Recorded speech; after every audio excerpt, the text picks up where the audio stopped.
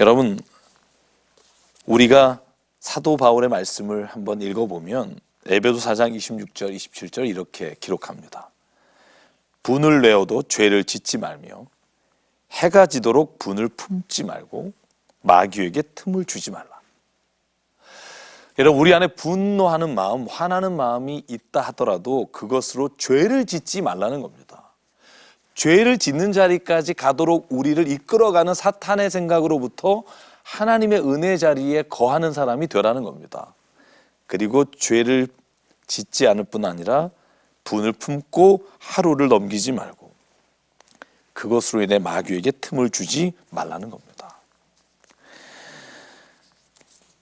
여러분, 다윗도 성경에 보면 때로는 깊은 슬픔에 빠지거나 깊은 원망에 빠진 적이 있습니다. 한번 시편 38편을 보시면 이런 시를 썼습니다. 주의 진노로 말미암아 내 살에 성한 곳이 없사오며 나의 죄로 말미암아 내 뼈에 평안함이 없나이다. 내 죄악이 내 머리에 넘쳐서 무거운 짐 같으니 내가 감당할 수 없나이다. 여러분, 그런데 이렇게 다윗에게 있는 이런 감정들을요, 다윗은 어떻게 그의 삶에서 죄의 기회로 삼지 않고 하나님의 은혜 자리로 가는가를 한번 시편의 말씀을 살펴봅시다. 시편 38편입니다. 그렇게 고백한 이후에 다윗은 이렇게 말합니다. 여호와여, 내가 주를 바라보오니 내 주 하나님 내게 응답하시리이다. 여호와여, 나를 버리지 마시고 나의 하나님 나를 멀리하지 마소서. 속히 나를 도와주소서. 주 나의 구원이시여. 시편 43편 5절은 이렇게 말합니다. 내 영혼아, 내가 어찌하여 낙심하며 어찌하여 내 속에서 불안해하는가. 너는 하나님께 소망을 두라. 그가 나타나 도우심으로 말미암아 내 하나님을 여전히 찬송하리로다. 그러니까 다윗은요, 자기에게 일어난 이런 감정을 하나님 앞에 나가 하나님께 기도하며 하나님이 나를 다시 만지시는 기회로 삼았다는 것을 알 수 있습니다. 산 여러분, 우리에게 감정에서 내가 원하지 않는 마음들이 나타났을 때 우리는 알아야 합니다. 지금 내가 무엇인가에 문제가 생기고 있다는 것을 발견해야 합니다. 그때 이것을 잡아서 죄의 기회로 가느냐, 내가 죄를 취하느냐, 아니면 더 하나님 앞에 나가 하나님이 내 삶에 있어서 나를 이 도구로 말미암아 선한 길로 사용하시느냐 하는 것을 우리가 믿음 안에서 선택해야 한다는 겁니다. 이것이 윤리적으로 굉장히 중요합니다. 왜냐하면 우리는 윤리적으로 선한 것을 행할 능력이 있어서가 아니라 우리는 선한 것을 하나님께서 우리로 하여금 성령 가운데 이끌어 가시기를 간절히 기도하며 나가야 한다는 겁니다. 마지막으로 그렇다면요, 우리가 이 감정을 어떻게 해야 할까 하는 겁니다. 세 번째로, 그러면 감정을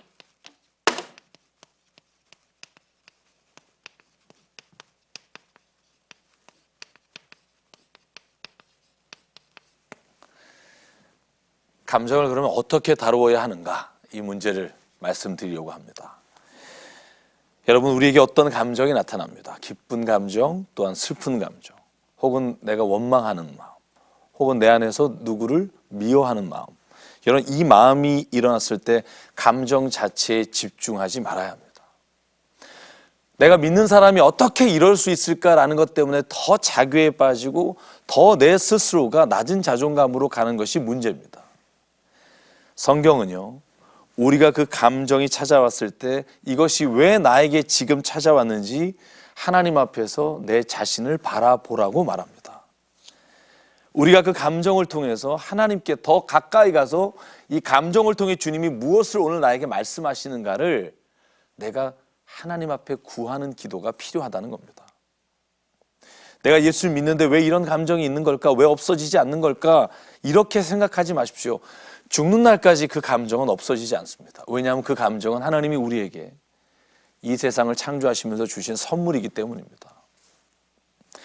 그러므로 어떤 감정이 생겼을 때 그것을 하나님 말씀 안에서 바라보고 해결할 수 있기를 구해야 합니다. 그래서 요한일서 1장 9절에 이렇게 우리에게 말합니다. 만일 우리가 우리의 죄를 자백하면 그는 미쁘시고 의로우사 우리의 죄를 사하시며 우리를 모든 불의에서 깨끗하게 하실 것입니다. 우리가 어떤 감정이든 하나님 앞에 나와 하나님께 구하면 그 하나님의 성령이 우리 안에서 우리를 이끌어 가실 거라는 겁니다. 그래서 빌립보서 4장 7절 사도 바울은 우리에게 이렇게 권고합니다. 모든 지각에 뛰어나신 하나님의 평강이 예수 그리스도 안에서 너희의 마음과 생각을 지키시리라. 그것을 늘 우리가 요청할 때 우리의 감정이 죄의 길이 아니라 하나님의 주시는 선한 일을 위해 쓰임받을 수 있습니다. 때로는 제가 개척하고 목회하면서 그런 생각이 들 때가 있습니다. 누군가 어떤 사람에 대해서 내가 부러워하는 마음이 때로는 내 안에서 미워하는 마음이 될 수도 있고요. 미워하는 마음이 때로는 그 사람에 대해서 내가 나쁜 말을 하게 되는 경우가 있습니다. 이 길로 가는 것이 우리가 죄의 길을 따라가는 거라는 것이고요. 누군가를 제 안에서 부러워하게 하고 누군가 내 안에서 그럼으로 말미암아 어떤 감정이 생겼을 때 그것을 가지고 내가 더 하나님 앞에 최선을 다해 나아가게 된다면 하나님은 그것을 통해 나를 다시 올바른 길로 인도하시는 하나님의 도구로 쓰신다는 말입니다. 제가 말씀을 준비하면서 가장 하나님께서 내 안에 주신 말씀이 하나 있습니다. 그게 뭐냐면 사도 바울이 디모데전서 4장 4절의 한 고백입니다. 저는 이 고백이 참 좋습니다. 하나님께서 지으신 모든 것이 선함에 감사함으로 받으면 버릴 것이 없나니 하나님의 말씀과 기도로 거룩하여 짐이라. 여러분, 이 말씀 어떤 말씀인지 오십니까? 하나님이 주신 모든 것은 선함에 우리가 그것을 감사함으로 받으면 버릴 것이 없습니다. 그러니 우리는 말씀과 기도로 거룩하게 되기를 소망해야 합니다. 바울이 디모데에게 하신 말처럼 우리의 삶에 하나님이 주신 것, 감정과 우리의 육신과 우리의 많은 것들이 하나님이 우리를 위해서 주신 선물입니다. 이것을 죄의 기회로 삼는 것, 죄의 자리로 끌고 가는 것이 바로 우리가 가지고 있는 욕심이며 약함이며 우리가 우리의 정욕을 따라 사는 삶입니다. 그러므로 우리에게 오늘 희노애락, 하나님의 주신 모든 감정을 감사함으로 누리기를 원합니다. 내가 믿는 사람이 왜 이러지 하는 말보다 내가 믿음으로 살아가는 길에 생긴 이것들을 하나님 내가 어떻게 하면 좋겠습니까? 내가 오늘 누군가를 향해서 시기하는 마음이 생깁니다. 하나님 이것을 내가 어떻게 하면 하나님 안에서 이것을 거룩하게 되는 방향으로 만들어갈 수 있겠습니까? 이렇게 기도하며 이렇게 구하는 것이 우리가 인생을 살아가면서 감정이라는 선물을 다루어가는 하나님의 방법이라고 저는 믿습니다. 그래서 저는 바울이 경건의 훈련에 우리가 열심을 내야 한다고 말하는 것이라고 생각합니다. 경건의 훈련. 에베소서 6장에 보면 이런 말이 있습니다. 전신갑주를 입으라. 늘 우리가 하나님이 주신 이 선물을 인생에서 주님의 기뻐하시는 방향으로 쓰기 위해서 우리는 늘 전신갑주를 입어야 합니다.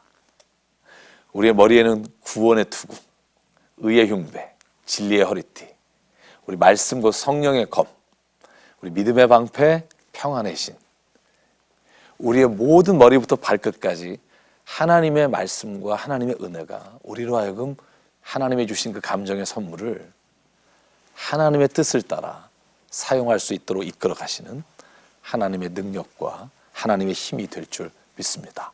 저와 여러분이 오늘 다른 생각의 방향을 가지고 이 감정을 대하기를 원합니다.